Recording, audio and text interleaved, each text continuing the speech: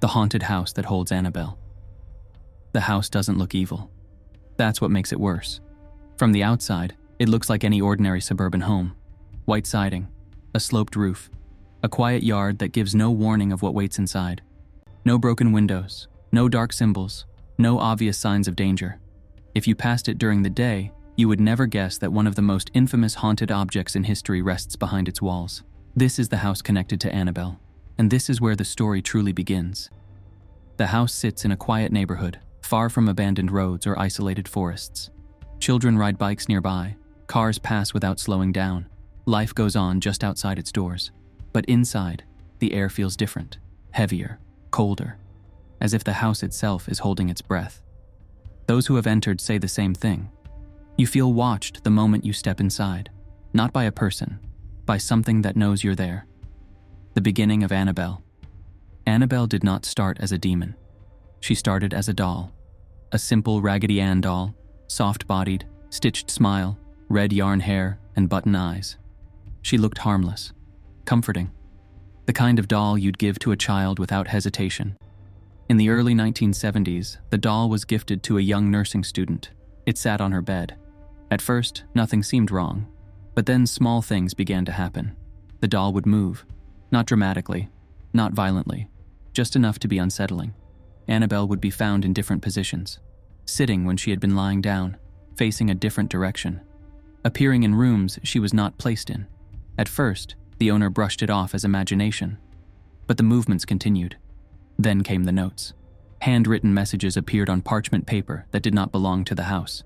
Messages that read things like, "Help us" and "Help Lou." No one could explain where the paper came from or how the messages were written. And then things escalated.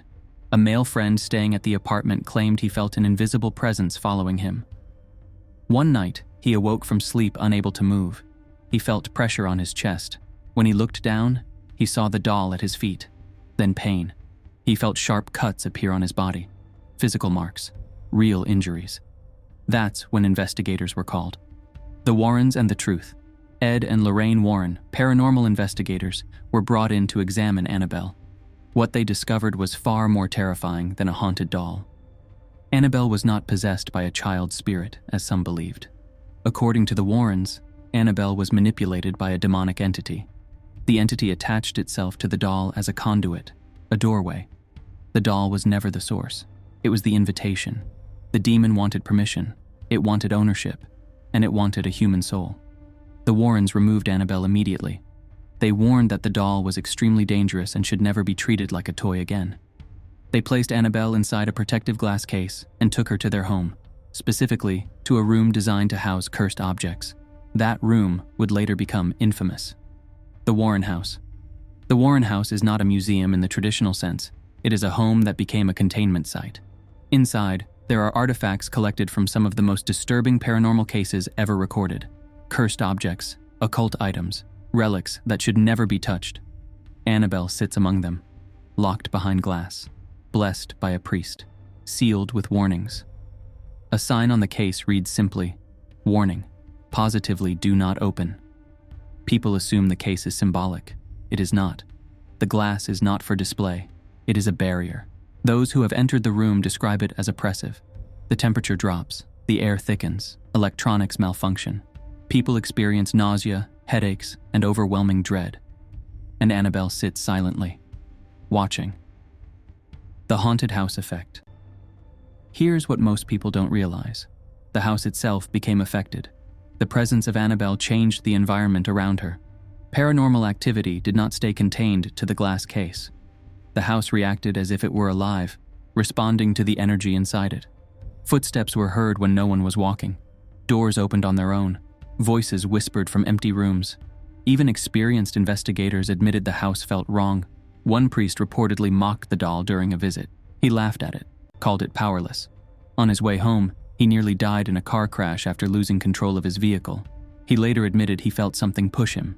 Another visitor ignored the warnings, tapping on the glass and taunting Annabelle. Hours later, he was involved in a fatal motorcycle accident. His girlfriend survived and claimed Annabelle laughed during the crash. The Warrens never dismissed these stories. They took them seriously, because they had seen what Annabelle was capable of. Why Annabelle is still there. People ask why Annabelle hasn't been destroyed. The answer is simple and terrifying. You don't destroy a doorway without consequences. Destroying the doll could release the entity attached to it. The glass case is not meant to trap the demon forever. It is meant to slow it, weaken it, keep it dormant. Annabelle is not active in the way people imagine. She doesn't move anymore. She doesn't write notes. She waits. Demons, according to the Warrens, are patient. Time means nothing to them. Visitors and warnings. Over the years, the house has drawn curiosity seekers, skeptics, and believers. Some leave shaken, others leave changed. Many report nightmares for weeks afterward. Some experience sudden emotional shifts. Others claim they feel followed. The house does not let go easily. The presence of Annabelle creates an atmosphere of constant tension.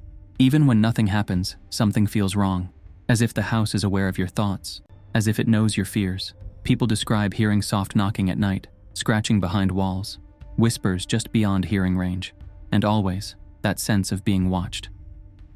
The true horror of Annabelle. Annabelle is not scary because she looks frightening. She's terrifying because she doesn't look like anything at all. She is ordinary, and that is the point. Evil does not always announce itself. It does not always roar. Sometimes it smiles. Sometimes it waits quietly in the corner of a room, wrapped in cloth and thread, while something far older and far darker watches through its eyes. The haunted house does not need to scream. It does not need bloodstains or shadows. It only needs Annabelle, and the knowledge that she is still there, still waiting. The final warning. The Warrens issued one rule that was never meant to be broken. Do not touch Annabelle. Do not mock her. Do not invite attention. Because Annabelle does not need to move to hurt you. She only needs permission. And the house remembers everyone who enters.